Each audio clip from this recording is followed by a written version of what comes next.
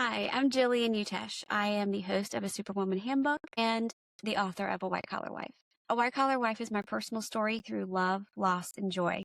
You can listen to it on YouTube, Spotify, Apple, anywhere you catch your podcast. When people would talk with me about going through a divorce, I really thought that's what it was. Again, these aren't topics that we normally talk about or that we articulate amongst our children or amongst our close family very often because we're not sunshine and puppies. So I get it. We don't want to talk about it. But that's one reason why we do have to talk about it. So I'd always heard folks just say, I'm going through a divorce. So I thought, okay, it's going to be like a safari through a jungle. We're going to have to be battling all these animals and macheting down these trees. And it's going to be something that we go through together, and we arrive at the end in a place that we're both cool with. I thought that's how a divorce went. Not my experience at all. My divorce, that scene in Forrest Gump where he's talking about getting shot while in Vietnam, and he goes, "It just jumped up and bit me." I didn't go through a divorce. My divorce jumped up and bit me, which is the craziest thing to try to articulate to myself, which is why I have a really good therapist, thank you, and this amazing community to help me try to bring reason to the irrational. That weekend, in between when he tried to lock me out and when the stormtroopers came in and took things, that that in between time, I remember we had a very direct conversation, or so I had one, I thought, with him. And I just said, look, I've known you long enough to know when you got a bone in your mouth, you're not going to let it go. So let's just go ahead and call this what it is. You want to get a divorce. You don't want to try to work this out. You don't want to try to whatever, see this through. Okay, then let's just go ahead and do the paperwork. That's really all it is. When you look at a divorce from the whole going through perspective, it's just paperwork. You can make it as bloody and gnarly and drawn out as you want to through that process. I didn't want that. I didn't think he wanted that. My husband was now he does love to fight. I talked about that in the previous episode, but he's also extremely frugal and extremely rationally minded. So I thought. And so it made sense to me. All right, let's just call this what it is and move on. But that's not what high conflict divorce is. It was Confucius who said, when you venture into a journey of revenge, dig 2 graves. I hope in this case he dug 3 graves because that's going to be the body count at the end. And you also, when you go into a journey of revenge, you do so either for forgiveness or to seek vengeance. And it became very clear to me very early that my divorce was going to be a journey of revenge. I didn't want to participate in my divorce, which is not to mean that I didn't want to get divorced. I had resigned myself. This is the reality. My divorce has jumped up and bit me. My husband has moved out of my house. And even for the first few days to weeks, it's all kind of a haze. But, I was reaching out to him, begging him, hey, let's talk about this. Let's be good stewards of our finances.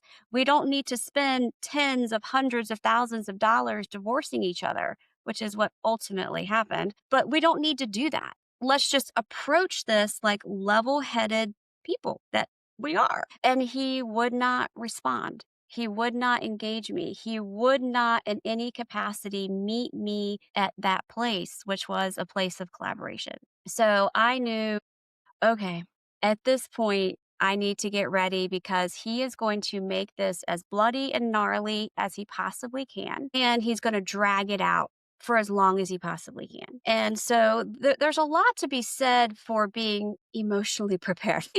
When your divorce jumps up and bites you out of nowhere, you're not emotionally prepared for that. But going into it knowing that it was going to be the most insane and unnecessary fight. We weren't fighting over custody. We didn't have a small child. We weren't battling over who got of the tickets for high school graduation, who would get 60% of the allocation and who would get 40. And we didn't have millions of dollars in houses and yachts we were dividing up. We were just normal people who he decided he didn't want to be with me anymore. So I didn't understand on a rational level why it had to be so dramatic. But, here we are. So I was an an unconsenting participant in our divorce. I would almost say I was a spectator because it was so off the rails. And at any given point, the storyline and the agenda and the curtain, we were, no, don't look over there, look over here behind this curtain. And it was just constantly changing to the point that it became comical in a really kind of sick, twisted way. And so I knew that this would only end one of two ways. He would run out of money, which I didn't see that happening because he would pawn his soul to Satan if he had to keep this going. That's just kind of how he is when he's on these missions. And I knew that just from our historical accounts that we'd had with other folks.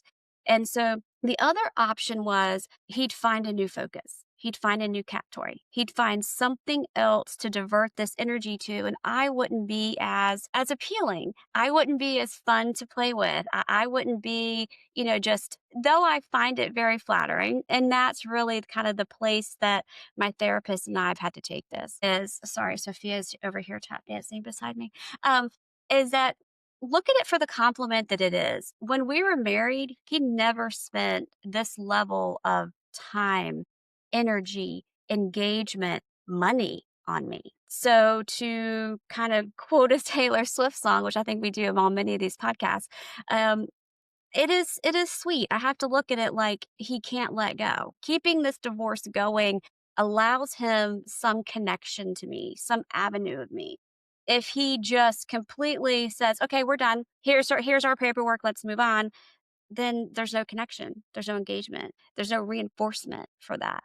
So I realized at that point it was going to go on until the very last legal moment. Then if he could possibly maybe file a 60-day extension from there, that would happen too, because that keeps the party going. There was a really pivotal part in our divorce process. And I think that's when everyone around me finally realized and heard on a organic level, like with their soul, heard what I've been saying for months. This kid's not going to stop. Even though there's absolutely no reason for us to be fighting, there's nothing for us to be fighting over, but yet the battle is going to continue. That was made very clear when we went to mediation. And prior to going to mediation, I even vocalized, I said, I don't want to go to mediation because it's going to be a waste of money and time for everyone. This is not a person who collaborates. This is not a person that compromises. This is not a person that mediates. My team was trying to kind of sell me on it. Hey, mediation is a great thing. It's going to save you a lot of time, a lot of money. It gives you each kind of more control in the fallout of things so you can feel more closure in your relationship, versus a judge just kind of handing down. That's not his goal. His goal is not to save money. His goal is not to reduce the timeline. His goal is not to reduce the collateral damage. And I placed $100 wager on it. I said, we are going to go sit there for that and we're going to walk out and we're going to have no progress. So we move forward to our day of mediation and, we're kind of going through the steps and it went exactly how I thought it was going to go. His position was zero. He wanted me to have nothing. Just nothing, zero. And all of the, extremely overpaid people in the room. And when I think about the amount of money that was spent on that day alone between my attorney, his attorney, their little assistant people, the fancy high rise we had it in, $1,000,000 conference table that we sat at, down to the lunch that was catered in. And I tell this story because I think it's important that sometimes we get out of our own way. In life, we get out of our own head and our own agenda and become aware of the world around us and what's going on to our community and how can we be good participants in that. So at this time, the SNAP benefits were being cut off by our government, and there was a true hunger concern in our country. There were genuinely people who did not know where their next meal for them or their child was going to come from. And it was absolutely heartbreaking to watch that happened in my community, but it was also heartwarming in a way because so many people stepped up and I saw such a level of humanity that I think I really needed to see at that time because I had been just for the last few months just so enthralled. I don't even know the right word. In this whole divorce fiasco. I mean, that's the only really way I can describe it. It is just an absolute fiasco. So I started thinking about all the money that had been spent on both sides, just unnecessarily. It's like, but now to be in this big fancy high rise and, they're bringing in our catered lunch for our mediation day. That was like the mediation day that didn't happen. And I got a BLT. I wasn't really hungry, but because of everything, and BLT, those that know me, that is like my go-to comfort food. And I thought, okay, if I only eat half of it, then, and this is how like frugal my mind is. I thought, okay, if I only eat half of it, it will keep. There's no cheese, there's no meat. It'll keep without a refrigerator. I can bring it home because I knew he was going to stay until 5:01. He was going to absolutely stretch out the day as far as he possibly could. So I was prepared for that. And at the end of the day, it played out the way I thought it would play out. His position was zero. He wanted me to have nothing. He was willing to offer nothing, which we all know is not how divorces work. In no state is that how it works. And it kept just kind of being said around the room. Zero is not an offer; it's a position. It's not like he offered $1. And I said, nah, dog, I ain't taking your dollar. Position was zero. And I think that's when the eyes around me really opened as to what I had been talking about up until that point as to kind of what we were working with. And so I had to pay half for the day's adventure. I had to pay half and he had to pay half, which my portion, my half was about $1,400. I looked down at that to go box in my tote bag of the other half of my BLT and I said, I just spent $1,400 BLT while the people around me are starving. I got in my car and I cried. I cried from just a place in my soul of not helplessness, but just frustration that there was this absolute fire. Our city, meaning my life, our family, all of this was literally burning down and there was nothing I could do to stop it.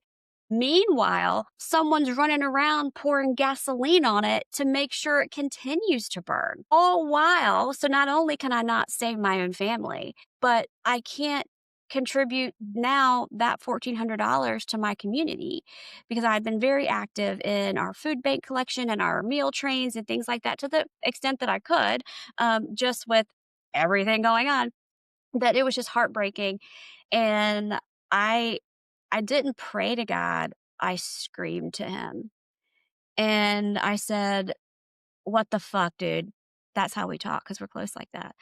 I said, what the fuck, dude? I have allowed this to go on. I have been a subject to this just shit show. To what end? To what means? What goal is this going to accomplish in the overall mission of my purpose in life, of why I'm here, of what we're doing as a human race? Why is this even happening? And then I kind of backtracked and I was like, I'm sorry. Let me say a prayer and be thankful for the blessing of the $1,400 BLT that I have.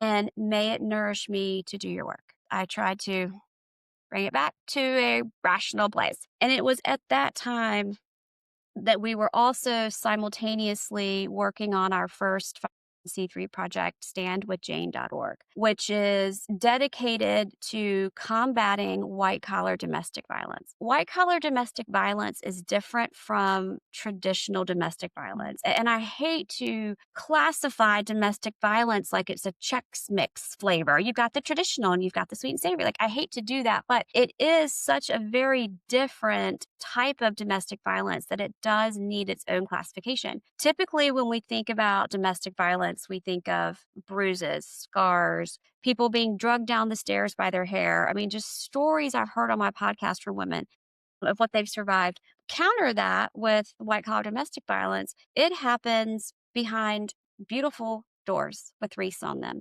by people who have what I call doctor, lawyer, Indian chief type jobs. So they hide behind their title, they hide behind their money, their social status, their position in the church. They would never do anything to hurt someone around them, but yet they have no issue cutting off the car insurance of their spouse and letting them drive around without car insurance just because they can.